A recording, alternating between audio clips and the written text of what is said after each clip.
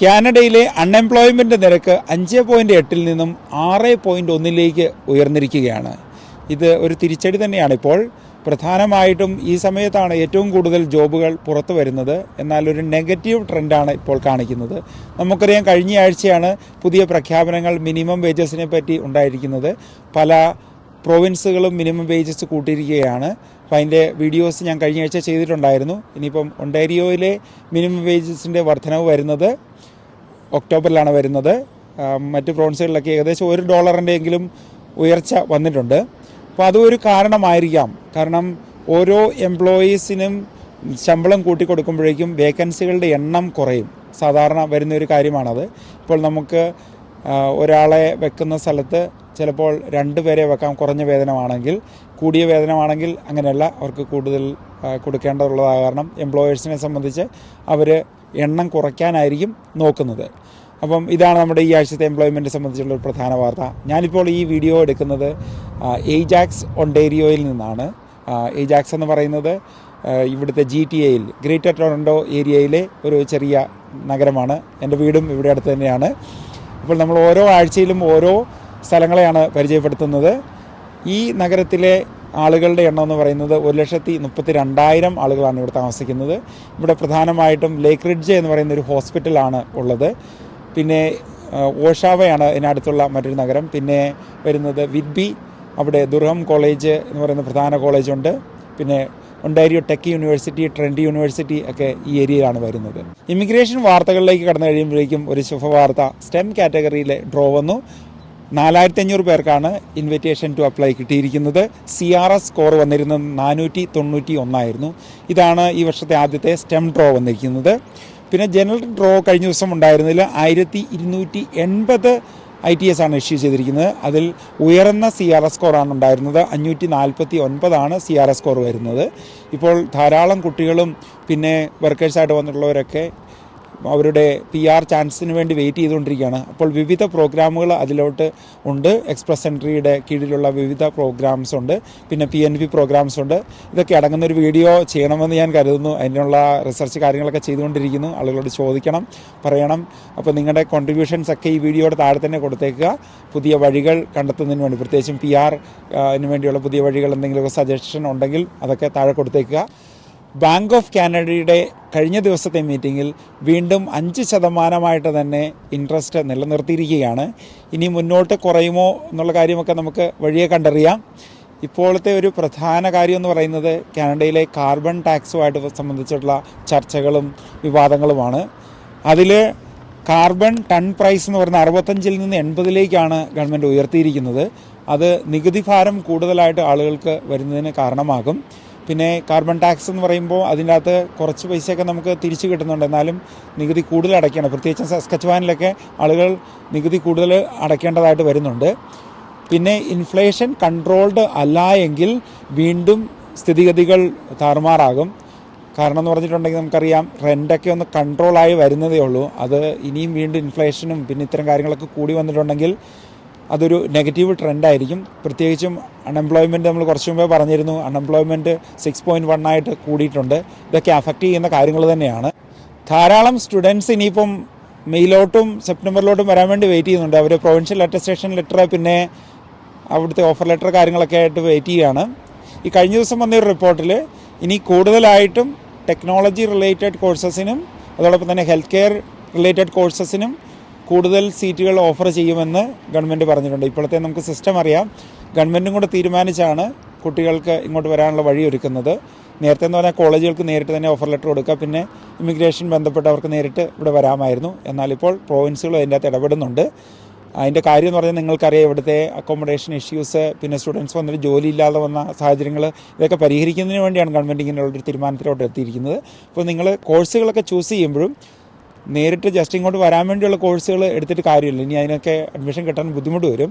അപ്പോഴേക്കും കറക്റ്റായിട്ട് റിസർച്ച് ചെയ്ത് ഏത് കോഴ്സുകൾക്ക് ആണ് ഡിമാൻഡുള്ളത്, ജോലി കിട്ടാൻ സാധ്യതയുള്ള കോഴ്സുകൾ ഏതൊക്കെയാണ്, അങ്ങനെയുള്ളൊരു തീരുമാനത്തിലുള്ള നമ്മൾ ഇവിടെ വരാവുള്ളൂ. കഴിഞ്ഞ ദിവസം ഞാൻ ലൈവ് സെഷനിൽ ഇത്തരം കാര്യങ്ങളൊക്കെ ഡിസ്കസ് ചെയ്തിട്ടുണ്ട്.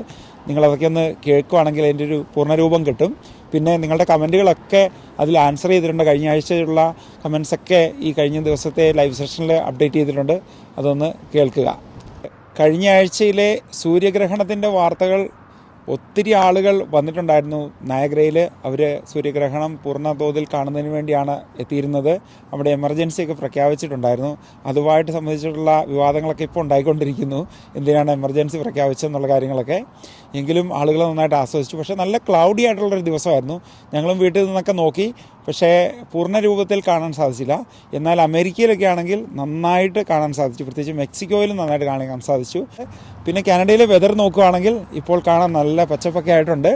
പൂക്കളൊക്കെ ചെറുതായിട്ട് പൊടിച്ച് വന്ന് തുടങ്ങിക്കൊണ്ടിരിക്കുന്നു.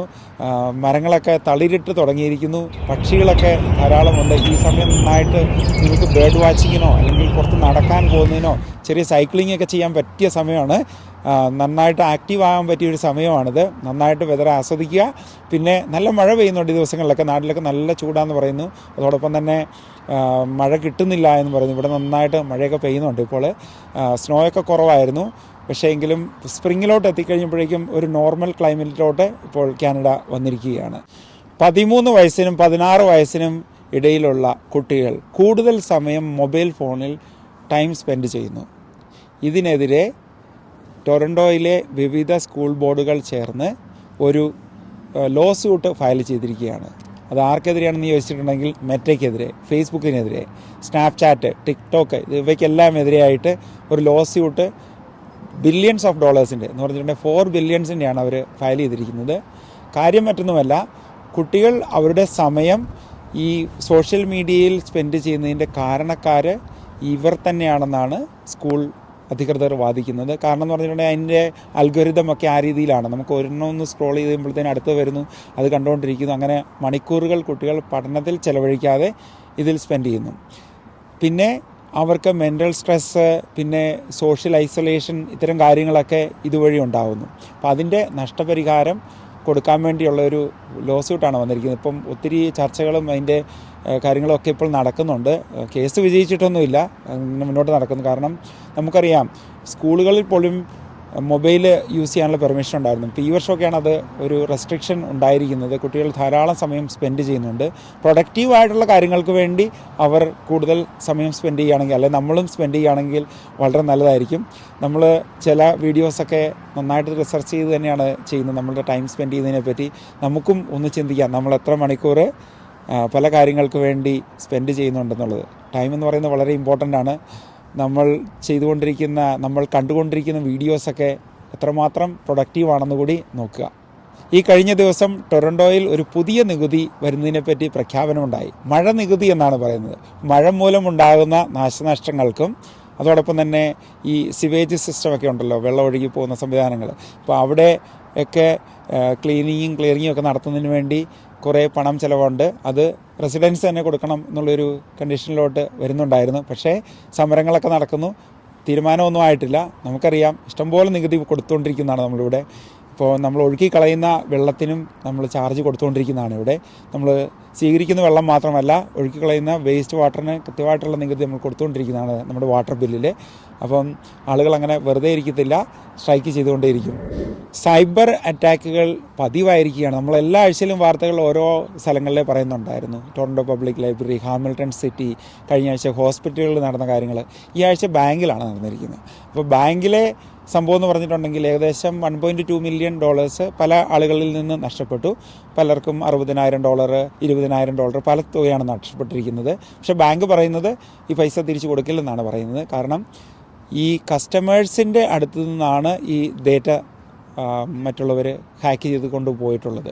അപ്പോൾ ബാങ്ക് നോക്കിക്കഴിയുമ്പോഴേക്കും ശരിക്കുമുള്ള കസ്റ്റമർ തന്നെയാണ് അവിടുന്ന് വിത്ഡ്രോ ചെയ്തിരിക്കുന്നത്. നമ്മൾ വളരെയധികം ശ്രദ്ധിക്കേണ്ടതായിട്ടുണ്ട്. നമുക്ക് കിട്ടുന്ന ഇമെയിലുകൾ, നമ്മുടെ ടെക്സ്റ്റുകൾ, വാട്സപ്പ് മെസ്സേജുകൾ, ലിങ്കുകൾ ഒക്കെ പരിശോധിച്ച ശേഷം മാത്രമേ ഉള്ളൂ ഓപ്പൺ ചെയ്യാവുള്ളൂ. ഏതെങ്കിലും സ്കാം കോളുകളൊക്കെ വന്നിട്ടുണ്ടെങ്കിൽ നമ്മളത് അറ്റൻഡ് ചെയ്യാതിരിക്കുക, ആ നമ്പർ ബ്ലോക്ക് ചെയ്തേക്കുക. പിന്നെ മെസ്സേജാണ് വരുന്നതെങ്കിൽ അതും ബ്ലോക്ക് ചെയ്തേക്കുക. അങ്ങനെയുള്ളൂ നമുക്ക് സേഫായിട്ടിരിക്കാൻ പറ്റുള്ളൂ. ഇപ്പം നമുക്കറിയാം ഈ ഡീപ്പ് ഫേക്ക് എന്ന് പറയുന്ന സംഭവം ഒക്കെ ഉണ്ടാക്കി കഴിഞ്ഞിട്ട് എന്ന് പറഞ്ഞിട്ടുണ്ടെങ്കിൽ ഞാൻ ഈ നിൽക്കുന്ന എന്നെ തന്നെ അതുപോലെ തന്നെ AI വഴി ഉണ്ടാക്കുന്നു. അതിനുശേഷം നമ്മുടെ ഡേറ്റ ഇവർ ഡാർക്ക് വെബ് എന്ന് പറയുന്ന സിസ്റ്റത്തിലോട്ട് കൊടുക്കുന്നു എന്ന് പറഞ്ഞിട്ടുണ്ടെങ്കിൽ അവിടെയാണ് ഈ ഹാക്കേഴ്സും പിന്നെ ഇങ്ങനെയുള്ള ആളുകളൊക്കെ ഉള്ളത്. അവർ ഒരു വലിയ ശൃംഖല തന്നെയാണത്. അപ്പോൾ അവിടെ നിന്നാണ് ഡേറ്റയൊക്കെ ഇങ്ങനെ നഷ്ടപ്പെടുന്നത്. അപ്പോൾ വളരെ ശ്രദ്ധിച്ച് തന്നെ നമ്മൾ സൈബർ സേഫായിട്ട് ഇരിക്കുക. വീണ്ടും ഞാൻ പറയുന്നു, സൈബർ സെക്യൂരിറ്റി പഠിച്ചുകൊണ്ടിരിക്കുന്ന കുട്ടികളൊക്കെ നന്നായിട്ട് തന്നെ സ്കിൽഡായിട്ട് മുന്നോട്ട് വരിക, ഇത്തരം കാര്യങ്ങളൊക്കെ പ്രിവെൻറ്റ് ചെയ്യാൻ വേണ്ടി. അമേരിക്കൻ വാർത്തകളിലേക്ക് കടന്നു കഴിയുമ്പോഴേക്കും പ്രധാന വാർത്ത അവിടുത്തെയും സൂര്യഗ്രഹണമാണ്. പല സ്ഥലങ്ങളിലും നന്നായിട്ട് സൂര്യഗ്രഹണം കാണാൻ ആളുകൾക്ക് സാധിച്ചു. അവരൊക്കെ നന്നായിട്ട് അത് ആസ്വദിച്ചു. നമ്മുടെ സബ്സ്ക്രൈബേഴ്സൊക്കെ ഇതൊക്കെ കണ്ടിട്ടുണ്ടായിരിക്കും അവിടെ നന്നായിട്ട്. അപ്പം അതിൻ്റെ എന്തെങ്കിലും ഫോട്ടോസ് കാര്യങ്ങളൊക്കെ ഉണ്ടെങ്കിൽ ഒന്ന് ഇമെയിൽ ചെയ്ത് തരിക, അല്ലെങ്കിൽ നല്ല കമൻറ്റൊക്കെ ഇവിടെ ഇട്ടേക്കുക. അടുത്തൊരു വാർത്ത, ഫ്ലോറിഡയിലെ ഗവൺമെൻറ് ഒരു പുതിയ നിയമം പാസ്സാക്കിയിരിക്കുകയാണ്. അതായത് കുടികിടപ്പുകാരെ ഒഴിവാക്കുന്നതിന് വേണ്ടി പ്രോപ്പർട്ടി ഓണേഴ്സിന് റൈറ്റ് നൽകുന്ന നിയമമാണ്. ഗവർണർ അത് ഒപ്പുവെച്ചിരിക്കുകയാണ്. അടുത്തതായിട്ട് ന്യൂയോർക്കിലെ കഴിഞ്ഞ ദിവസത്തെ ഭൂചലനമാണ്. 4.7 ആണ് ഭൂചലനം രേഖപ്പെടുത്തിയത്. പിന്നെ നമുക്ക് നോക്കിക്കഴിയുമ്പോഴേക്കും ഇന്ത്യൻ സ്റ്റുഡൻസിന് നേരെയുള്ള അറ്റാക്കാണ്. ഇന്ത്യൻ സ്റ്റുഡൻസ് പലരും പല പ്രശ്നങ്ങളിലും പെട്ടിട്ടുണ്ട്. US അമേരിക്കയിൽ പോയി പഠിച്ച് നല്ല രീതിയിൽ അവിടെ ജോലി ചെയ്ത് അവിടെ സെറ്റിലാകാൻ ആഗ്രഹിച്ച ഒരു ഹൈദരാബാദുകാരൻ കഴിഞ്ഞ ദിവസം കൊല്ലപ്പെട്ടിരിക്കുകയാണ്. അദ്ദേഹം 45 ലക്ഷം രൂപ നാട്ടിൽ നിന്ന് ലോൺ എടുത്താണ് പോയത്.